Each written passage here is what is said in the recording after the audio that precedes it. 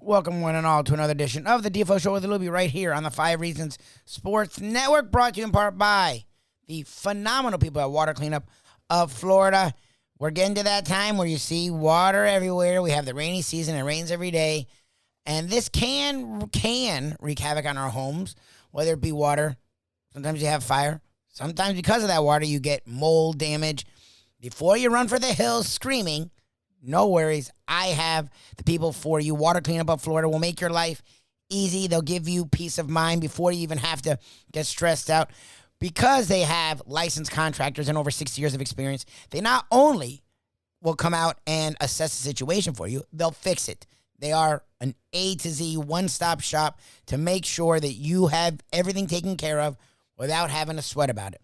Plus, you can call them 24/7. Reach out to them 24/7 to set up an appointment, to have them come out and check out what's going on with your residents. Just give them a call, 954-579-0356, 954-579-0356, or check out their website, WCUFL.com, WCUFL.com, and check them out on the socials, Facebook, Instagram, Twitter, Water Cleanup FL, Water Cleanup of Florida. We clean up your schmutz. It felt a little schmutzy last night as the Panthers were down 2-1 under 6 minutes, with 3 minutes left, actually. About to go down 3-1 to the 8th-seeded Washington Capitals. But the Panthers, with their fighting, probably the most aggressive game they've had in the playoffs, outshot the Capitals the entire game. It came to fruition. They pulled their goalie and got a goal with about 2 minutes left, tied it up, and then early in overtime, sudden death, made it 3-2, and now have an even series. They're coming back to Sunrise with Miami Heat are back in Miami tonight, as they are now 2-2, but with a very different vibe, as they were up 2-0 going to Philadelphia. It's now 2-2 as Joel Embiid has made his presence felt. James Harden did have his best quarter in the playoffs in a long time, and the Miami Heat haven't had any help outside of Jimmy Butler and a little bit of Victor Oladipo. So we talked about the Miami Heat trying to get to 3-2 tonight, and we asked a question that all of South Florida seem to be asking: will they free Duncan Robinson? Will Eric Spoelstra free Duncan Robinson? Today, the Defo Show with Lubie on the 5 Reasons Sports Network. The Miami Heat, which, this would be the marquee game for us tonight, and it has been wild, and I do have to credit an element of degeneracy. I don't think I could have been as interested in this Panther series if we didn't have the bet going with Mike Mayo. Would you agree that that's 100% true? I mean, I would have been in it because I've been longing for them to be good. So, like, them being a 1 seed, I would have watched and cared, but not like this. Like, I'm living and dying with this freaking series. I was excruciating last night. I mean, it shows you, how much entertainment you can derive. These guys are making millions of dollars. To be on literally the proverbial edge of your seat during every second of a hockey game, Lubie, pretty incredible. And then you think this is only the first round. I mean, if they get out of this thing somehow against the Capitals and we end up having a nice meal on Mike Mayo's dime, then, the second round doesn't figure to get any easier. Oh, no. And you see how nearly impossible it is just to prevail in the NHL playoffs. Unless, I don't know, are the Avalanche just knifing their way through the West? I couldn't tell you anything about any of the Western Conference teams, how good or bad they are, including the Avalanche.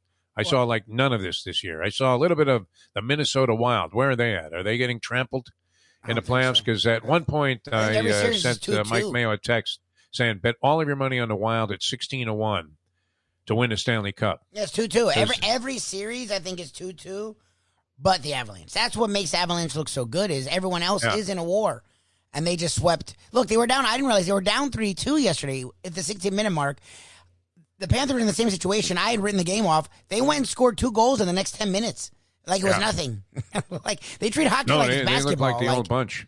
They really do. They look that dominant in the regular season in the Western Conference. But definitively, I mean, wide open. A good team is going to get eliminated in the Toronto Lightning series, a team that would appear to be capable of winning it all. I don't know that you would picture the Washington Capitals going all the way to the Stanley Cup Finals, even if they prevail in this series. It doesn't seem like it. And yet, I don't know. I mean, maybe this is the toughest matchup in the first round of the postseason. Is that possible? Panthers were not on their game. No, no, no. In game one. I mean, they played a very sort of lifeless game in game one by the standards that we were used to in the regular season. Came back, bounced back, looked great in game two. And then that game three was, just a sorry representation of what the team has done throughout the regular season, where they were dynamite at home and just as dynamite pretty much on the road. That was pretty inexplicable. And then they come back last night from the grave, so that was good. Now the Miami Heat, a whole nother story. Is there that big of a differential in the Heat at home or on the road? I would say maybe. I didn't before, but watching the way the role players play, Strus was really good at home, and then he was non-existent on the road. Yeah. I don't know. The Tyler Herro was really good at home in this series. Did nothing on the road. Bam Adebayo was pretty good at home, good for a quarter on the road, and then did nothing. So I don't know this team. This team that relies on Jimmy Butler and everyone else does nothing. That's not how they played all year long. Like, I'm so baffled by what we've seen from them in this series. Like, I'm just dumbfounded. At least the last 2 games. What old Heat player that hasn't been in the lineup forever is going to get wheeled out there before they even let Duncan Robinson hoist 1-3 out of the corner in this series? And, it does seem odd, right? They brought in Morris the other night. This guy, I didn't even know he was still on the roster. Did you? I knew he was on the roster. How did he get on the playoff roster, this guy? I didn't know. Is Zoe going to get some minutes? I mean, why not just run Haslam out there while you're at it? I mean, at least he's, been in uniform during this period of time. And it's a strange thing. Now, far be it from me. I mean, look, we've all seen that Eric Spoelstra and is considered by all of the greats in the game to be among the best of coaches. He was nominated, to be one of the top 15 coaches? Ever. Top 15 ever. Ever. Yeah. Eric Spoelstra. Right? We're talking Phil. We're talking Chuck Daly. We're talking Red Auerbach. Yep. All of these guys. Pat Riley himself. Yep. My God. I know. Been great coaches throughout NBA history. I mean, he's won 2 titles. He's been to the finals 5 times. Like, he took that Dr. Jack. How about Dr. Jack? Dr. Ramsey. Yes, there's a long list of really good coaches. And Spoelstra, that's the thing, is people are trying to get on him. And again, we got on all these other guys, so you can get on him.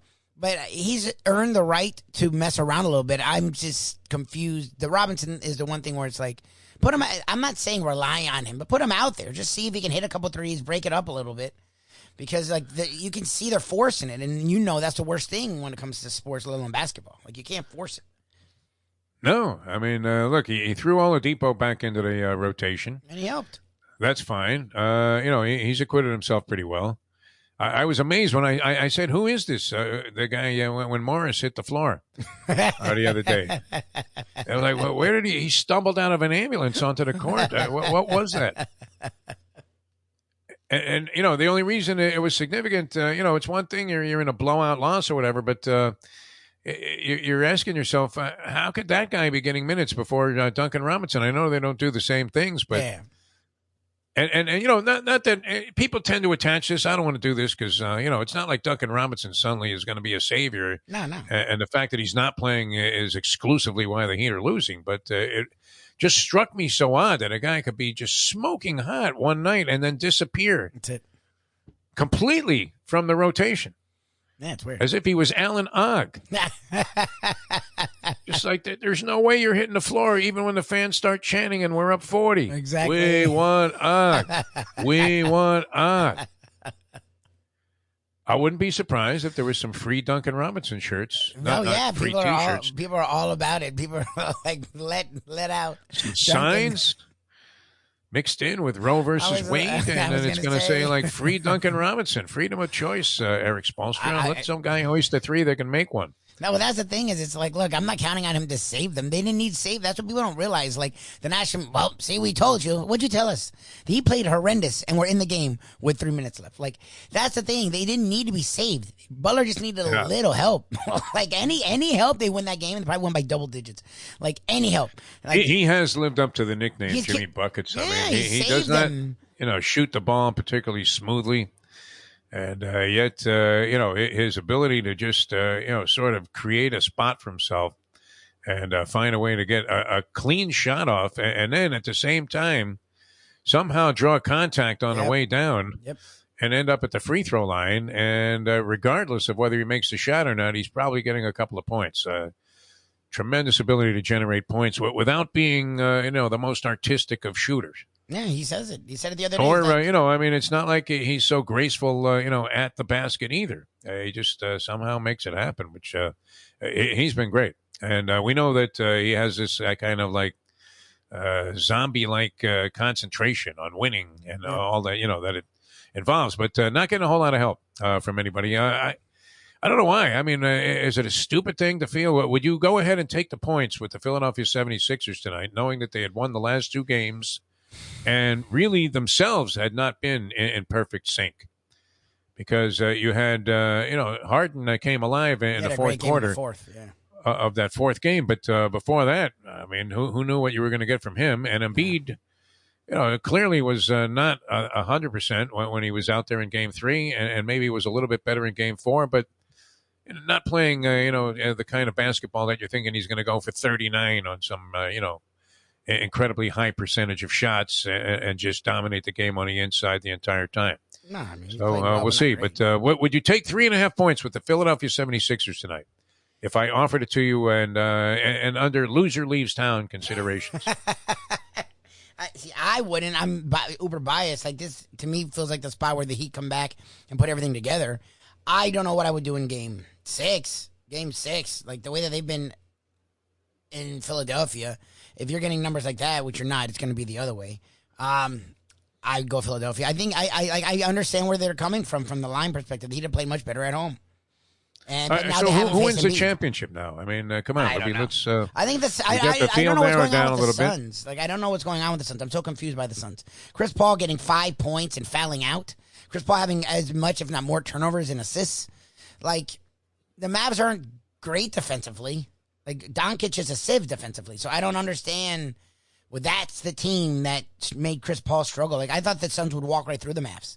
Like, I'm confused. The Suns, to me, were the favorite and overwhelming favorite. Like, not the Bucks. People overrate the Bucks. Giannis is the same dude. He's just now saying, you know what, I'm going to run over people, which is fine. But then the Bucks you can stop them. Like, if he isn't shooting from 3, you can just do what the Heat did, go pack the paint, and you could beat the Bucks. The Suns, you can't. The Suns don't have a weakness. But if Chris Paul is getting 5 points versus an average defense, then I don't know what the hell to do with the Suns. To me, the Suns were going to run away with this thing, whether it's the East or the West. So it's guess the Warrior. I don't know. Like, the NBA, this is as wide open as I've ever seen it. Like, there's no one that I would say, yeah, they're the team, because the Bucks are in a 2-2 thing, and Middleton, who knows when he's going back. You don't even know who's going to emerge from 3 of the 4 series. Yep. That are ongoing at this point. So I know, and it would be anybody's guess. I mean, Milwaukee looked like they were going to have that game in hand last night, and then ended up losing by a wide margin to the Boston Celtics. The guy, speaking of betting, though, the analyst in the Brent Musburger Barry America campaign, which I just happened to pick up yesterday's paper and see what his pick was, and see, this is the thing. You could be, wrong and wrong a lot in wagering. This is why they offer, and what was it? MGM was offering, I was going to mention this earlier, $1,000 like introductory bet where, you could go ahead and bet a dime. Now, there have to be people that have mastered this. I would imagine some type like Larry the Leaper would have figured out all of the angles. You know how people know how to get all of the bargains at the store with the coupons and the discounts. When they use credit it's legendary. You're in a 10 items or less line. The person in front of you has 32 items. And then they have like, a bunch of coupons that date back to the 50s. Yes. They have green stamps they're redeeming there at the cash register. Yes. Green stamps, my friends. Yes. And somehow at the end of it, they get like 2 baskets full of groceries that, they refuse the assistance out to the parking lot. They wheel them both, and they get money back. They don't even pay anything. Yes. Store owes them money. Yes. Here's your credit, ma'am, and we'll see you next time. Yeah. So this is what they're doing, though. I mean, there have to be people that are very sharp that can go to the MGM Grand, download whatever they have to do to sign up, and make $1,000 plunge on one of the teams that is playing tonight. Let's say, lose that. I mean, do you have to bet a certain amount of money to get the 1,000? Is that just a phony? I don't know. Fraudulent, completely bogus? Come on. I feel like it is. I mean, that's a How big could they number. allow you to just throw $1,000 into an account, bet it, and then have no other obligations? That's a big number. Like I know people throw money away, but you should be able to have some fun with 1,000. Because you would open up every account that you possibly could the world Exactly. over, which most degenerates probably are doing anyway. Number one, I guess it would be advisable just to shop the price around and find the outlet where instead of laying 7.5, maybe you're laying 6.5. And, that becomes much more favorable. I mean, any sharp gambler that does that for a living is running around and shopping around for the best price in Las Vegas, right? They're going to, or looking wherever they can find this information, but whatever the best number is, most favorable number is for them, of course, that's where you're going to bet. But, imagine that they're giving you like $1,000. That was to come on, $1,000 free wager. That's not number. unique to MGM Grand either. And they have like Jamie Foxx out there winking at the camera going, this is a really good move. Now, that can't be fueled by the fact that people are winning all the time. Nah. It's just not happening. Yeah, they know they're getting So, money. it's hard to criticize a guy like this. In this case, he whiffed. He said that Milwaukee will score, and this is how good the lines are, will score less than 106.5 points. You can actually bet just on Milwaukee's total. Okay. How about that? That's specific. Remember, you used to bet like a team. That was it, win or lose. Yes. And that was it. Now Nice. you can bet, just Milwaukee's total in the game. He had under 106.5, and they scored 108 last night. Oh, geez. And I don't know if that was like a token chuck, but I mean, how far? I mean, you can't bury the guy for that, even though he buried all of his followers with that particular pick. But how far off was he? I mean, he was right there. Yes, he was. But you're going against the impossible, which is, and I, for the life of me, how is it that these guys are not deposed by the government, these line makers, and they seek out their mathematical formulas and make them, reveal them, so that we can figure out how to do all other things based on their logic. No? Yeah, it feels like they're pretty spot on. Why can't that be extrapolated to other things in life? There would be no more car accidents. No one would be poor. It would be incredible. Save the world. There would be no more volatility. People would be polite to each other. If we could just go by the numbers that the line makers make, and then we could extrapolate those figures and apply them to other things. So if you're losing people, this is my message here. I don't know if you'll see this on a FanDuel ad. Maybe this isn't the best position for us to take here since we seek their backing. Exactly. As we speak. But, you have to realize how impossible it is, to play against this numerology, which even Rene Descartes, he would marvel at this, would he not? Oh, yeah.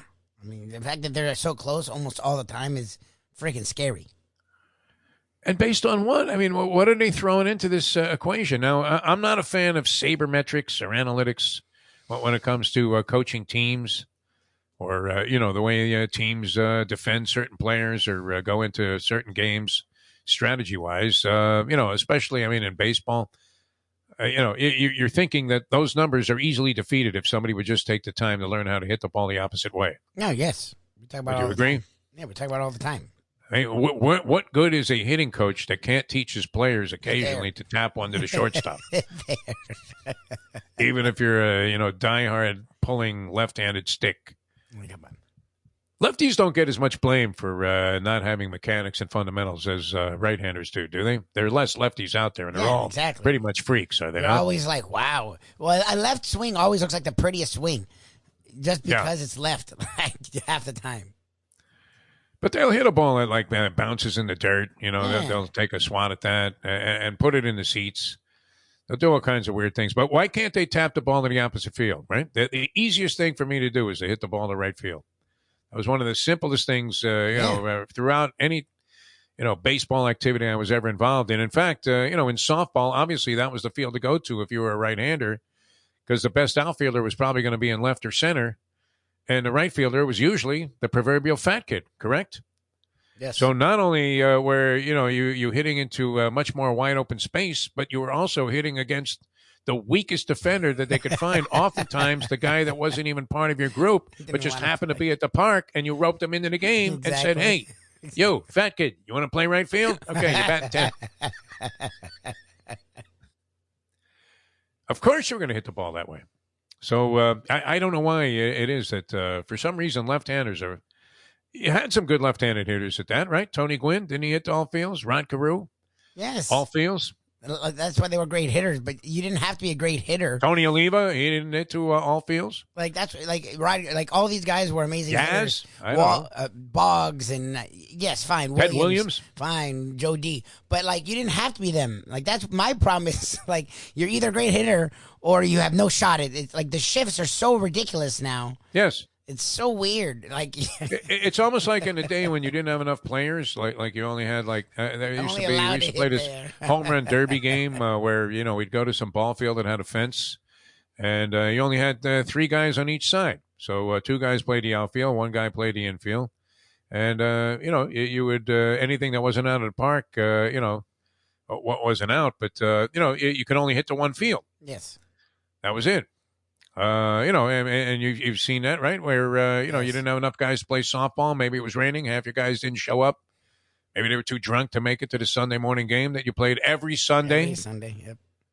Yeah. So, I mean, and it was an obligation. It was, something that was required that you show up. But, you'd have too few guys. So you would say, okay, we'll only play hitting the left field. And if a lefty came up, then you would have to shift everything over. But that took half my game away. I didn't like it. It's just weird. It's just interesting, man. Like you're not right. You're not wrong. Like guys' jobs is to teach hitting. If you literally have half your lineup, or now what is it, 70% of your lineup can only hit to one side of the field. Like how good are you at your job? What do you need the guy for? Like I don't get it. Right. Alrighty, so we were all over the place as we tend to be on the Defo Show. Those of you who just check us out here on 5 Reasons, you don't understand just how tangential we can be. Talked a little Panthers. Panthers are now 2-2, coming back to Sunrise for Game 5 Wednesday night. The Heat sit 2-2. Had a lot of their wind knocked out of their sails, but Jimmy Butler's been great, and their role players have played really well at home. The big question has been, and look, Duncan, like I said there, Duncan Robinson isn't going to be the savior. But the thing is, the Heat don't need a savior. Like people don't realize, yeah, the Heat dominated the Sixers in the first 2 games. The Sixers didn't dominate the Heat. The Sixers got a lot of help from a lot of guys that haven't played well, and the Heat played like garbage. Like Jimmy Butler played really well. Oladipo was okay, and everyone else sucked. Kyle Lowry did nothing. Herro wasn't good. Bam had 1 good quarter, and then the rest of it wasn't good. Vincent hasn't done anything. Strus has done nothing. And because of that, it made us wonder, well, why can't Duncan Robinson do something? He doesn't have to save them. They don't need saving. Both in Game 3, with 4 minutes left, they were down like 3 to 5 points. In Game 4, with 3 minutes left, they were down 5 points. So again, they didn't need saving. They need someone to hit a shot. When you're shooting 7 of 35 is like 20% from 3, and there's a team that shoots around 40%. Like, that's horrible. So either go to the basket, or if you're going to keep shooting threes, put in a guy that can hit a 3. Last time we saw Duncan Robinson in real minutes, he was setting the Heat playoff 3-point record. So put him out there. Let him hit a couple threes. Let him have the entire team exhale, which Spoelstra hasn't done. And again, Spoelstra to this point is a top 15 coach in NBA history, and he's earned that. So we usually don't question him these days. We questioned him a lot years ago, but we don't question him so much these days. However, it is a little peculiar that you won't even put him out there. Let him shoot a couple threes. Like, whatever you lose defensively, they were leaving everyone wide open anyways. James Harden wasn't hitting contested threes. Like, they were you're scared to get a foul because he's Harden, but he was getting open threes. So you might as well take your shot at a guy that can at least hit a 3 for you. So we wonder, as most of South Florida and Heat fans are wondering, will we see Duncan Robinson tonight? Only Coach Spo knows, and I guess the rest of the Heat. We will see if our Miami Heat, and it feels like, look, the Heat should get back on top in this series tonight. But again, it's been really weird the last couple of games. The Panthers, Wednesday, Heat tonight. We'll talk about all of that if you want to hear more of us. And I don't know if you want to hear more of the tangents, but we do a lot of it on our morning show. Just Google the Defo Show, DEFO. You can check us out on our exclusive content podcast. Yesterday we had Sean Young. Yes, that's Sean Young. She played Ray Finkel turned Lieutenant Lois Einhorn in Ace Ventura Pet Detective. So we talked with her, and also today we talk with Grant Long, a man, if you're a Heat fan, you know him very well. Played a long time for the Heat, played in the NBA a long time, been an analyst with the Oklahoma City Thunder, now the Detroit Pistons. He knows James Harden very well, and he knows the NBA very well. So today, just Believe.com, Believe Network, search After Hours for that conversation and our South Florida content every single day right here. The Defo Show with Lubie on the 5 Reasons Sports Network. Hey folks, Tony Segreto here. You know, since day one, Catholic Health Services has been part of Old School. And since we've started letting people know about them, it's changed their lives. You see, Catholic Health Services, while being recognized as one of the top places for stroke rehab in the country, it's also about a group of people who not just excel in what they do, from the doctors to the nurses to the therapist, on and on and on. It's how they do what they do every single day that separates them from the pack. They do it with a passion, unmatched, and the inclusion of family in every step of the process. Trust me when I tell you this. If you want the best, unmatched rehab with a special group of skilled, caring people, there is truly only one place, and that one place is Catholic Health Services. These days, we're all looking for comfort anywhere we can find it. Thank goodness for Landlubbers Raw Bar and Grill in the Plantation location, because they are making sure you are as comfortable as possible. First of all, they're not only open for delivery and pickup. All you have to do is go to landlubbersbarandgrill.com for both pickup and free delivery. Their hours have changed a little bit. Monday through Thursday from 3:30 to 10, and Friday, Saturday, and Sunday from 11:30 to 10. You're going to have the best wings in the world. You're going to have a great burger. You're going to have their amazing soups. Again, Landlubbers, Raw Bar and Grill. It's nice and easy. Just go to landlubbersbarandgrill.com for both your pickup and free delivery. Thank goodness for Landlubbers for making you always feel right at home.